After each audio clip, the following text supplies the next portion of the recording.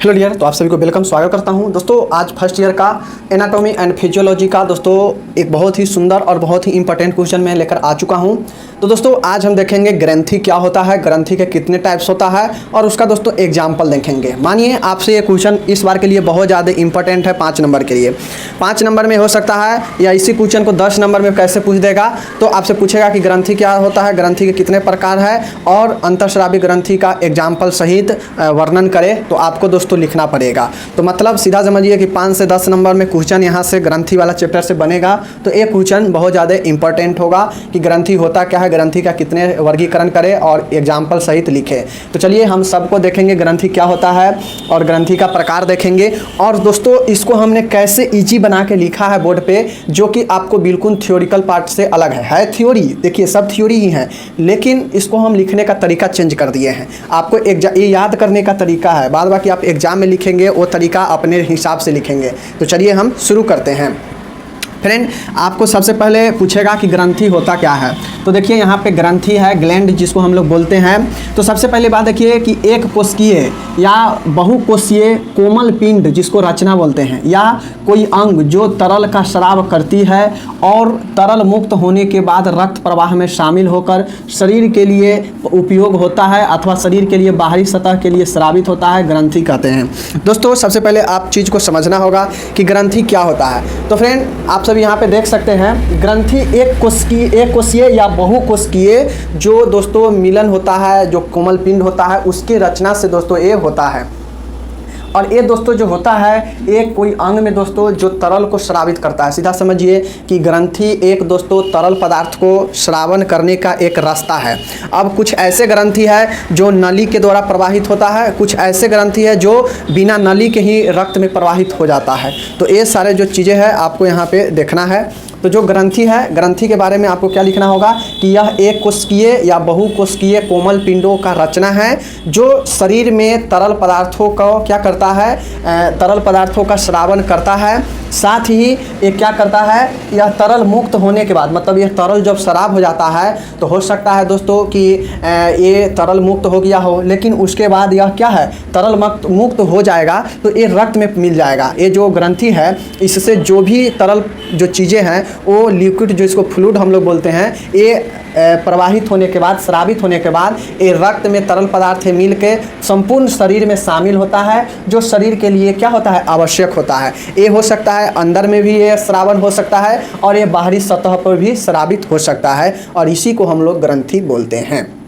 Easy में समझिए ग्रंथि क्या है। तो ग्रंथि एक कोशीय बहुकोशिकीय एक पिंड का रचना है जो क्या करता है, तरल चीज़ों को क्या करता है, स्रावित करता है। और ये स्रावित कब करता है, तो स्रावित जब तरल चीज़ों को कर देता है, तो जब तरल मुक्त हो जाता है मतलब स्रावित हो जाता है तो वो रक्त में मिल जाता है, और रक्त में मिलने के बाद संपूर्ण शरीर में क्या करता है, परिसंचरण होता है, परिभ्रमण होता है, और जो शरीर के लिए क्या होता है, उपयोगी होता है। और ये दोस्तों अंदर में भी स्रावित हो सकता है और शरीर के बाहरी सतहों पर भी स्रावित हो सकता है, और उसी को हम लोग ग्रंथि कहते हैं। तो ये चीज़ आप लोग ग्रंथि समझ गए। अब दोस्तों जो ग्रंथि है, आप लोग ग्रंथि का परिभाषा लिखने के बाद लिखेंगे कि ग्रंथि का 3 प्रकार होता है, या ग्रंथि को 3 वर्गों में वर्गीकृत किया गया है। कौन कौन, यहाँ पे देखिए पहला है बाह्यस्रावी ग्रंथि मतलब एक्सोक्राइन ग्लैंड, एक्सो मतलब बाहर। उसके बाद है अंतःस्रावी ग्रंथि मतलब एंडोक्राइन ग्रंथि, और तीसरा जो है विषम स्रावी ग्रंथि मतलब हेटेरोक्राइन ग्लैंड। तो ये 3 आप याद रखिएगा। जो ग्लैंड है, ग्लैंड में जो ग्रंथि है उसमें 3 प्रकार यानी 3 प्रकार से वर्गीकृत किया गया है। एक्सोक्राइन मतलब बाहरी, उसके बाद है इंट्रोक्राइन, यहाँ पे देखिए इंडोक्राइन मतलब अंतःस्रावी, और हेटेरोक्राइन मतलब हेटेरो मतलब विषम में होता है, जिसको हम लोग मिश्रित ग्रंथि भी कहते हैं। तो क्या क्या है क्या क्या होता है तीनों में, जो कुछ चीज़ें लिखना होगा, अगर 5 नंबर में पूछेगा तो लिखना होगा। तो इसको देखिए, पहला है बाह्यस्रावी ग्रंथि एक्सोक्राइन ग्लैंड। तो एक्सोक्राइन ग्लैंड में क्या लिखेंगे, तो साथियों जो एक्सोक्राइन ग्लैंड होता है ये ग्रंथियाँ एकाकी कोशिका के रूप में हो सकती हैं। दोस्तों आपको ये मैं पॉइंट में लिख दिया हूँ, लेकिन आपको क्या करना है, बाह्यस्रावी ग्रंथि लिखकर डैश देकर और इसको लगातार लिखना है, आपको ऐसे पॉइंट में नहीं लिखना है। आपको सीधा ये हम याद करने के लिए छोटा छोटा लाइन में इसको क्या किए हैं, विभाजित कर दिए हैं, ताकि आप अच्छे से इसको ईजी में याद कर सके। ऐसे सीधा लाइन बाय लाइन लिखते तो याद नहीं होता होगा, तो इसीलिए हम ऐसे लिखे हैं। तो देखिए जो बाह्य स्रावी ग्रंथि है यह एकाकी कोशिका के रूप में भी हो सकता है, इस चीज़ को आप लोग ध्यान में रखिए। वही चीज़ लिखा है कि यह जो ग्रंथि है, कौन, बाह्य स्रावी ग्रंथि, यह क्या करता है, यह एकाकी कोशिका के रूप में भी हो सकता है। ये चीज़ हो गया। नेक्स्ट है आपका कि ये कोटिका या गुहा के रूप में हो सकता है। दोस्तों जो बाह्य स्रावी ग्रंथि है यह कोटिका या गुहा, गुहा मतलब कैविटी, कैविटी मतलब क्या होता है, छिद्र। तो दोस्तों बाह्य स्रावी ग्रंथि मतलब छिद्र होगा, तभी तो बाहर निकलेगा चीज़, जो तरल पदार्थ है वो बाहर निकल पाएगा। तो वही है एक कैविटी या कोटिका के रूप में हो सकता है। तो ये बाह्य स्रावी ग्रंथि, इसको ध्यान में रखिएगा। उसके बाद है नेक्स्ट में पॉइंट में लिखे हैं कि यह ग्रंथियाँ इपिथीलियम छिद्रल संयोजी ऊतकों के द्वारा अस्तरित होता है। और बाह्य स्रावी ग्रंथि में आपको याद रखना है कि ये जो कोशिका है, कौन, बाह्य स्रावी ग्रंथि, ये एपिथेलियम छिद्रल के द्वारा क्या होता है, अस्तरित होता है। तो जो एपिथेलियल टिश्यू होता है ना, उसी के द्वारा ये क्या होता है, ये अस्तरित होता है। तो ये चीज़ को ध्यान में आप लोग को रखना है, कौन, बाह्य ग्रंथि। नेक्स्ट है पॉइंट कि श्रावक सेल मतलब जो श्रावित करता है वैसा कोशिका, इसमें क्या होता है, श्रावक सेल होता है। मतलब जो बाह्य स्रावी ग्रंथि है ना, इसमें जो कोशिका होता है वो श्रावक सेल होता है। और तंत्रिका तंतु भी प्रचुर मात्रा में होता है।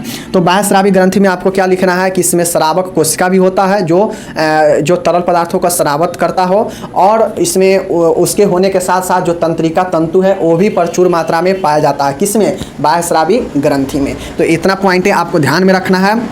नेक्स्ट है इसमें सटी हुई धमनियाँ का घना जाल सा बना होता है। और जो बाह्य ग्रंथियाँ होता है उसमें दोस्तों सटा हुआ क्या होता है, जो धमनी होता है ना, वो सटा हुआ एक जाल सा बना हुआ होता है। तो ये दोस्तों बाह्य स्रावी ग्रंथियाँ में इतना पॉइंट में हम लिखे हैं, लेकिन आपको इसको थ्योरी में लाइन से लिख देना है जैसे एक पैराग्राफ में होता है। तो इसके बारे में एक टोटल पॉइंट यहाँ पे बाह्य स्रावी ग्रंथि है। अब इसका एग्जाम्पल देख लेते हैं। एग्जाम्पल क्या है, तो यह दोस्तों जो लीवर होता है यकृत वो होगा, अग्नाशय होगा और सैलिवरी ग्लैंड होगा। एक चीज ध्यान में रखिएगा, अग्नाशय जो होता है वह अंतःस्रावी भी होता है और बाह्य स्रावी भी होता है। तो इसलिए बाह्य स्रावी में जब होता है तो बाह्य स्रावी में भी एग्जाम्पल में ही होगा अग्नाशय, लीवर भी होगा, और जो सैलिवरी ग्लैंड होता है जिससे लार टपकता है बाहर, वो भी दोस्तों क्या है, वह बाह्य स्रावी ग्रंथि है। तो दोस्तों हम लोग क्या देखे हैं बाह्य स्रावी ग्रंथि में, सबसे पहला देखे हैं कि यह एक कोशिकीय, यह एक कोशिकांग के रूप में हो सकता है। उसके बाद हम लोग देखे हैं कि इसमें कोटिका और गुहा क्या होता है, मौजूद होता है या हो सकता है, गुहा के रूप में, कैविटी के रूप में, मतलब छिद्र के रूप में हो सकता है। तब ये तो चीज़ बाहर टपकेगा। जैसे मुंह है तो मुंह में भी दोस्तों क्या है, ये मुंह क्या है, रास्ता है, मतलब एक प्रकार से छिद्र है, तब ये तो लार बाहर टपकेगा। तो यही चीज़ें हैं बाह्य स्रावी ग्रंथिया में। उसके बाद है यह ग्रंथिया एपिथेलियम जो दोस्तों छिद्रल होता है उसके दोस्तों क्या होता है, उसके द्वारा यह अस्तरित होता है। तो ये चीज़ें हैं। उसके बाद है कि जो श्रावक सेल होता है इसमें मौजूद होता है, साथ में प्रचुर मात्रा में तंत्रिका तंतु भी बाह्य स्रावी ग्रंथि में होता है। उसके बाद है इसमें सटी हुई दोस्तों धमनियाँ मौजूद होता है, जो क्या करता है, जो आपको एक घना जाल सा बनाता है। तो ये सारे पॉइंट यहाँ पे था आपके बाह्य स्रावी ग्रंथि के बारे में। जब बाह्य स्रावी जान गए तो ये दोनों पढ़ना बहुत आसान है। इस दोनों का कंबाइंड ही ये है। और दोस्तों अंतःस्रावी ग्रंथिया क्या होता है, तो यह नालिका विहीन होता है, इसमें नली नहीं होता है। जबकि जो बाह्य स्रावी ग्रंथि होता है इसमें नली होता है, लेकिन जो अंतःस्रावी ग्रंथि होता है इसमें जो भी चीज़ें हैं वो दोस्तों आपके अंदर ही, शरीर के अंदर ही स्रावित होता है, और रक्त के माध्यम से संपूर्ण शरीर में क्या होता है, संपूर्ण अंगों तक दोस्तों परिभ्रमण करता है और शरीर के लिए उपयोगी होता है। यही होता है दोस्तों अंतःस्रावी ग्रंथिया। तो चलिए देख लेते हैं। मानव शरीर में कुछ ऐसी ग्रंथियां हैं जिन्हें अंतःस्रावी ग्रंथि कहते हैं। लिखना पड़ेगा कि मानव शरीर में कुछ ऐसे ग्रंथियां हैं, ग्लैंड है, जिसको हम लोग अंतःस्रावी ग्रंथि कहते हैं।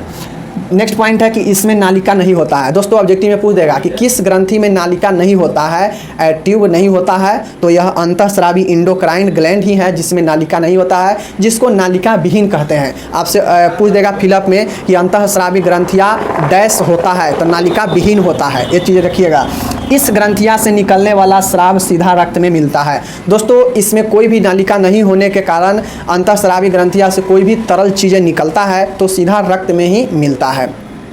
नेक्स्ट है कि इसमें जो दोस्तों ये चीज़ें है रक्त में मिलता है जिससे संपूर्ण शरीर के अंगों तक रक्त द्वारा पहुंचकर कार्यान्वित होता है। और दोस्तों ये सीधा जो तरल है रक्त में मिलकर संपूर्ण शरीर तक जाता है और संपूर्ण शरीर में जहाँ भी दोस्तों जरूरी होता है उसके उपयोगी होता है। और आप लोग जानते हैं अंतःस्रावी ग्रंथि से क्या दोस्तों स्रावित होता है, तो हार्मोन स्रावित होता है। वही दोस्तों जो अंतःस्रावी ग्रंथियाँ से जो भी हार्मोन दोस्तों स्रावन होगा, जो भी तरल पदार्थ वो सीधा रक्त में मिलकर शरीर के संपूर्ण परिभ्रमण करके शरीर के लिए उपयोगी होता है। तो ये चीज़ें हैं। अब इसका कुछ दोस्तों एग्जाम्पल देखते हैं। तो अंतःस्रावी ग्रंथियाँ का एग्जाम्पल है पीयूष ग्रंथि जिसको मास्टर ग्लैंड भी बोलते हैं, थायराइड ग्रंथि है, थाइमस ग्रंथि है, अधिवृक्क जिसको एड्रिनल ग्लैंड बोलते हैं, और एक जनन ग्रंथि है। जनन ग्रंथि मतलब पुरुष में अलग होता है और स्त्री में अलग होता है। तो ये जो चीज़ें हैं ग्रंथियाँ हम लोग देख लिए। अंतःस्रावी बिल्कुल आसान था कि इसमें नालिका नहीं होता है। ये मानव शरीर में एक ऐसी भी ग्रंथियाँ होती है जिसे अंतःस्रावी ग्रंथि कहते हैं।